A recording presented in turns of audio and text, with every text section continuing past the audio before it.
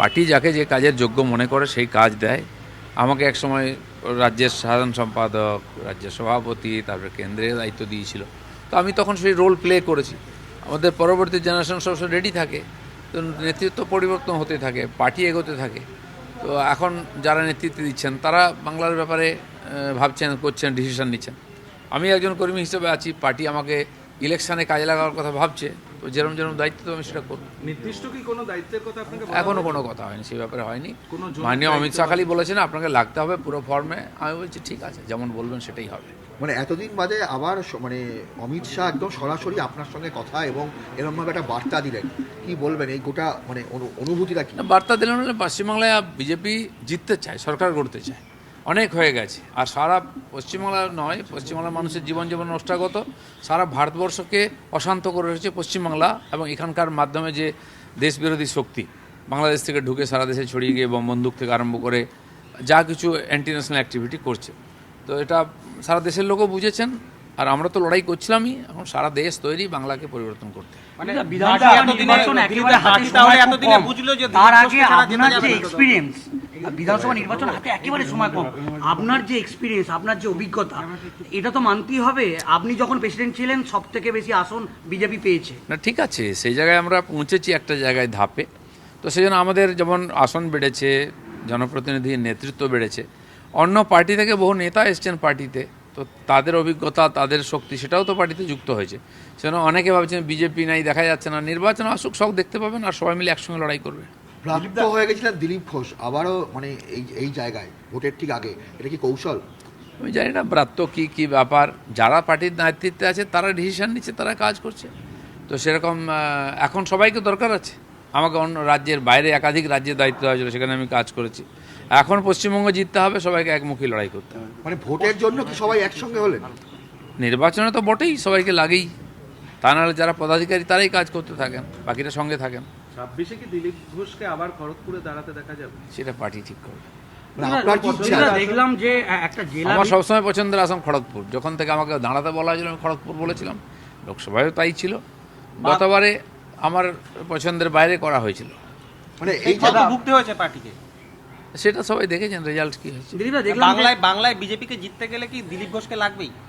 সবাইকে লাগবে, দিলীপ ঘোষ তার মধ্যে একজন।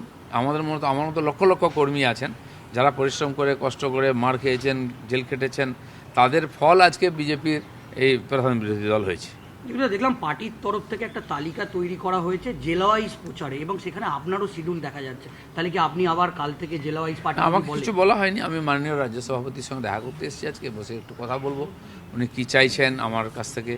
তো তারপরে তারা যে শিডিউল দেবেন সেটা আমি ফলো করব।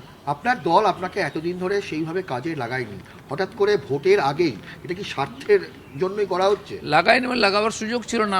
আমাকে সর্বভারতীয় দায়িত্ব হয়েছিল, আমি অন্য রাজ্যে গেছি, 5-6টা রাজ্যে গিয়ে সব বুক সশক্তিকরণের কাজ করেছি। আর লাস্ট যে লোকসভা নির্বাচন হয়েছে সেখানে আমি প্রার্থী ছিলাম। তো গত 1-1.5 বছর ধরে আর যে সংগঠন চলেছে, বিভিন্ন রকম সাংগঠনিক কাজ, নির্বাচন ইত্যাদি নিয়ে চলেছে, তখন আমার ভূমিকা তাতে কিছু ছিল না, কারণ আমি তো এখানকার রাজ্যের পদাধিকারী নই। তো সর্বভারতীয় স্তরে দায়িত্ব ছিল বলে সর্বভারতীয় নেতারা আমার সঙ্গে ভেবেছেন, তারা বলেছেন, এখন শুরু হবে। বর্তমান পদাধিকারীরা কি পার্টি আপনাকে বারবার সরিয়ে সমন্বয়ের রেখেছিলেন? কথা বলছে, দিলীপ আমি জানি না কে সরিয়ে সমন্বয়ের কথা বলছে। এখন পার্টির যা চেহারা আপনি আসার পর, তাতে মনে হচ্ছে তৃণমূলের সঙ্গে লড়াই করবার জন্য বিজেপির ক্ষেত্র প্রস্তুত হয়েছে এই বাংলায়। বিজেপি একমাত্র রাস্তা, দ্বিতীয় কোনো বিকল্প নেই পশ্চিমবাংলায় তৃণমূলের বিরুদ্ধে। আর সেটা মানুষই ঠিক করে দিয়েছেন আমাদের প্রধান বিরোধী দল করে। হ্যাঁ, গতবার আমরা সরকার গঠন করতে পারিনি, কিন্তু যথেষ্ট ভালো ফল, ঐতিহাসিক ফল করেছি। গত 30-40 বছরে এত বিরোধী শক্তি হিসাবে কোন পার্টি ছিল? বিজেপিগুলোকে একবারে ক্লিন চিট দিয়েছে, তোমরাই আগামী দিনে আছো। হ্যাঁ, এবার আমাদের দায়িত্ব কেন্দ্র, রাজ্য, বুথ স্তর পর্যন্ত সমস্ত কর্মীরা মিলে পশ্চিমবাংলার মানুষের স্বপ্নকে সফল করা। দিলীপ ঘোষকে বিভিন্ন রকমভাবে কোণঠাসা করার চেষ্টা হয়েছিল দলের ভেতরে, দলের বাইরেও। আবারও দিলীপ ঘোষকে, এটাই তো রাজনীতি, কোণঠাসা করা, কাউকে বেশি সুযোগ দেওয়া, কম দেওয়া। তো যদি সে যোগ্য থাকে রাজনীতি করার মতো, প্রত্যেক নেতার জীবনে এরকম পরিস্থিতি আসে, তো সেটা আমি আমার মতো লড়াই করেছি। আমি ধৈর্যের সঙ্গে ছিলাম পার্টির কাজ করার জন্য, যে পরিবর্তন করতে হবে। তো পার্টি যদি মনে করে আমার উপযোগিতা আছে, প্রয়োজন আছে, আমাকে কাজ দেবে। নেতাই আপনার ইম্পর্টেন্স কোথাও না কোথাও কর্মীরা তারা একটা প্রেশার তৈরি করেছেন, দল বাধ্য হয়েছে, আপনি কি মনে করেন? আমি জানি না কে প্রেশার তৈরি করেছে। আমার কেন্দ্রীয় নেতৃত্বের উপরে ভরসা ছিল যে আমি পার্টির কাজ করেছি, যে কাজ আমাকে দেওয়া হয়েছে আমি আমার পুরো শরীর মন বুদ্ধি দিয়ে কাজ করেছি, সাফল্য এসছে। তো যখন আমাকে প্রয়োজন হবে তারা আমাকে ডেকে নেবেন। অমিত শাহ যে লক্ষ্যমাত্রা দিয়েছেন 2/3, সেটা কি লক্ষ্যমাত্রা সবসময় বড়ই থাকে, আর তবে কি আমরা পরিশ্রম করি, আর সেটাই হবে এবারে। দিলীপদা 26-এ ক্ষমতা দখল কি সম্ভব এখনো পর্যন্ত যা সংগঠনের অবস্থা এই মুহূর্তে? অসম্ভব কি আছে পৃথিবীতে? ত্রিপুরাতে কোনোদিন আমাদের এমএলএ জিতিনি, ডাইরেক্ট ক্ষমতায় এসেছি। আমাদের পাশে উড়িষ্যায় হামাগুড়ি দিতে দিতে আজকে আমরা ক্ষমতায় এসেছি। রাজনীতির পরিবর্তন 1 মাসের মধ্যে হয়ে যাবে। এর আগে গত 1-1.5 বছর ধরে পশ্চিমবাংলায় যে পরিস্থিতি চলেছে, সাধারণ মানুষ যেভাবে ক্ষোভ বিক্ষোভ দেখিয়েছেন, তারা বুঝিয়ে দিয়েছেন এই সরকারের সঙ্গে তারা খুশি নন, তারা পরিবর্তন চান। সুযোগটা বিজেপি নিচ্ছে। যাদের সঙ্গে সংঘাত বলা হয় রাজনৈতিক মহল বলেন দলের মধ্যে, সবাই কি আপনারা একসাথে আবার ভোটের ময়দানে? আমি জানি না কার সঙ্গে কী সংঘাত, আমার সঙ্গে কারো কোনো সংঘাত নয়। আমার তো লড়াই টিএমসির সঙ্গে। প্রাসঙ্গিক হয়ে দিলীপ ঘোষের আগামী দিনের লক্ষ্য কি হবে? বিজেপিকে জিতিয়ে ক্ষমতায় আনা পশ্চিমবাংলায়, এটাই আমাদের কাছে মিশন। আর আমি 10 বছর ধরে এটা নিয়ে কাজ করছি। চাবুক মেরে রাজনীতি করা এবং সেখান থেকে ছক্কা হাঁকিয়ে আনা। তো সেই প্রয়োজন হলে সেটাও করব আমি, দেখবো পার্টি আমরা। ঠিক করবো আমি কি করব।